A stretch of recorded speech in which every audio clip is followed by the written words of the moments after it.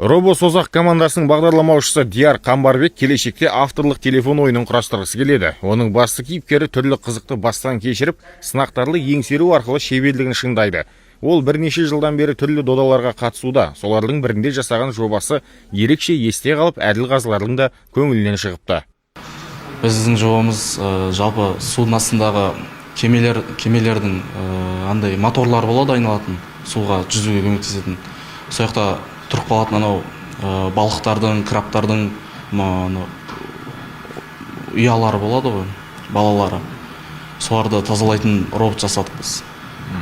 Ал Ернар Ахметбектің IT саласына соңғы 1,5 жылдан бері ықыласы ауған. Жас өрен отандық робот құрастырушылар шетелдік мамандардан кем түспейді деп есептейді. Өзі болса жасанды интеллекттің мүмкіндігін мол өткісі келеді. Қазір көп жасанды интеллект платный ғой. Ол жерде бүкіл жасанды интеллект, қандай кез келген жасанды интеллекттің барлық түрі бар, бірақ тегін түрін жасағым келеді, және де бәрі мұғалімге, оқушыларға ыңғайлы болу үшін түсіндірме нелермен жасағым келеді, дамытқым келеді. Теріскейлік оқушылар халықаралық сынға да жолдама алған. Алайда кей жағдайларға байланысты Дубайға олардың жолы түспепті. Жөн сілтеген ұстаздары болса робототехника кабинетіне жаңа құрылғылар әкелінсе, нұр үстіне нұр болар еді дейді. Ең бірінші керек нәрсе роботтар жетіспейді бізде. Роботтарымыз жеткіліксіз. Өзімізге көршілес мектептерден алып, соны құрап, жоба жасап, біз жарысқа солай дайындалып жатырмыз.